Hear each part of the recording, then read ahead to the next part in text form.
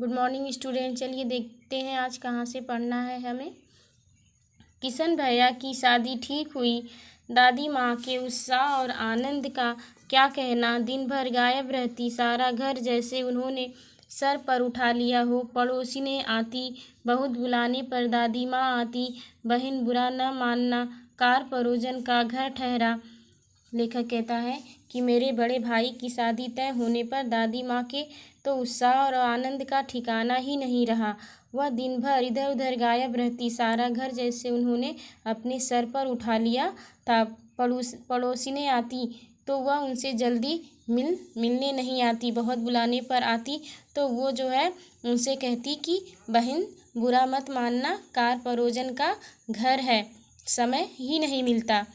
एक काम अपने हाथ से न करूं तो होने वाला नहीं। वह कहती कि अगर एक भी काम मैं न करूं तो वह होने वाला नहीं है। जानने को यो सभी जानते थे कि दादी माँ कुछ करती नहीं, पर किसी काम में उनकी अनुपस्थिति वस्तुतः विलंब यानी देर का कारण बन जाती। लेखक कहता है कि वैसे घर में सभी लोग जानते थे कि दादी माँ कोई काम नहीं करती, पर दादी माँ को लगता था कि उनकी अनुपस्थिति जो है अनुपस्थिति विलंब का कारण बनती है। अर्थात कहने का अर्थ यह है कि उनको ऐसा लगता है कि जब वह घर में उपस्थित नहीं रहती तो कोई भी काम ठीक से ठीक समय पर नहीं होता। उन्हीं दिनों की बात है। एक दिन दोपहर को मैं घर लौटा, बाहरी निकसार यानी निकलने का मार्ग में दादी माँ किसी पर बिगड़ रही थी। देखा, पास के कोने में दुबकी रामी की चाची खड़ी है। सो न होगा धन्नो रुपए मैसूद यानी ब्याज सहित के आज दे दे, तेरी आँख में तो शर्म है नहीं। एक दिन लेखक दोपहर के समय घर लौटा तो उसने देखा कि दादी माँ जो है रामी की चाची को बिगड़ रही थी और उनसे कह रही थी कि तू मेरे रुपए ब्याज सहित वापस लौटा दे, तेरी आंखों में तो शर्म नाम की कोई चीज़ नहीं है। मांगने के समय कैसे आई थी, पैरों पर नाक रगड़ती फिरी, किसी ने एक पाई भी न दी। और वो कहती हैं कि रुपए मांगने के समय तू कैसे मेरे पास आई थी और मेरे पैरों पर अपनी नाक रगड़ रही थी यानी गिड़गिड़ा रही थी। तुझे किसी ने कुछ भी नहीं दिया, अब लगी है आजकल करने, फसल में दूंगी, अब क्या तेरी खातिर दूसरी फसल कटेगी। लेखक कहता है कि दादी कहती हैं कि जब तुझे किसी ने भी एक पाई नहीं दी तब तुझे मैंने पैसे दिए थे और अब लगी है आजकल करने। कहती है कि आज दूंगी कल दूंगी, यह कहकर तू टाल देती है। क्या तेरे लिए दूसरी फसल कटेगी? फसल तो कट चुकी है, क्या अब तेरे लिए दूसरी फसल कटेगी? दूंगी मालकिन। रामी की चाची रोती हुई दोनों हाथों से आंचल पकड़े दादी माँ के पैरों की ओर झुकी। लेखक कहता है कि रामी की चाची कहती है रोते हुए कि दूंगी मालकिन यानी मैं आपके पैसे दूंगी। बिटिया की शादी है, आप न दया करेंगी तो उस बेचारी का निस्तार यानी उद्धार कैसे होगा।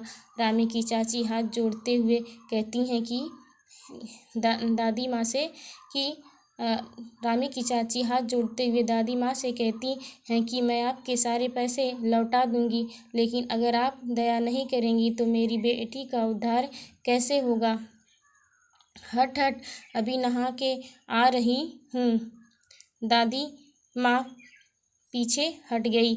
जब दादी माँ के पैरों की तरफ रामी की चाची झुकी तो दादी माँ जो है पीछे हट जाती है और कहती हैं कि हट हट, मैं अभी नहा के आई हूँ। जाने दो दादी, मैंने इस अप्रिय यानी जो प्रिय न लगे अप्रिय प्रसंग को हटाने की गरज से कहा। बेचारी गरीब है, दे देगी कभी। लेखक कहता है कि मैं इस अप्रिय बात को हटाने के लिए जो है दादी से कहा कि दादी इसे जाने दो, गरीब है बेचारी, कभी दे देगी। चला है समझाने। दादी ने लेखक कहता है कि दादी ने मुझे डांट दिया कि चला है बड़ा समझाने।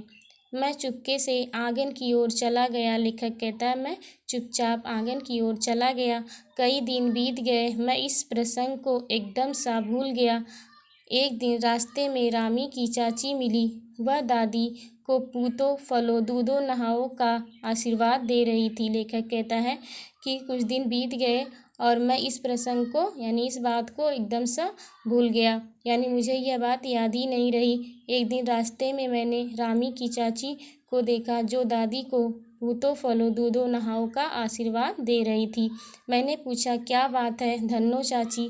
तो उसने विह्वल यानी खुश होकर कहा, पूरीन हो गई बेटा, भगवान भला करे हमारी मालकिन का। जब मैंने रामी की चाची को आशीर्वाद देते सुना दादी को, तो वह उनसे पूछा, क्या बात है धन्नो चाची? तो वह खुश होकर कहीं कि मैं तो उत्तीर्ण हो गई बेटा, भगवान भला करे हमारी मालकिन का। कल ही आई थी, पीछे का सभी रुपया छोड़ दिया, ऊपर से 10 रुपये का नोट देकर बोली, देखना धन्नो, जैसी तेरी बेटी वैसी मेरी, 10-5 के लिए हंसाई न हो, देवता है बेटा देवता। लेखक कहता है कि रामी की चाची कहती हैं कि मैं तो उत्तीर्ण हो गई बेटा, अर्थात कहने का आशय यह है कि लेखक को बड़ा आश्चर्य होता है कि दादी माँ ने तो रामी की चाची को इतना डांटा था रुपये के लिए, पैसे के लिए। आज दादी को रामी की चाची इतना आशीर्वाद क्यों दे रही हैं? आखिर ऐसी क्या बात है? तब उसने रामी की चाची से पूछा तो वह खुश होकर के लेखक से कहने लगी कि बेटा मैं तो उत्तीर्ण हो गई, मेरी मालकिन का भला हो, वो बहुत ही अच्छी हैं।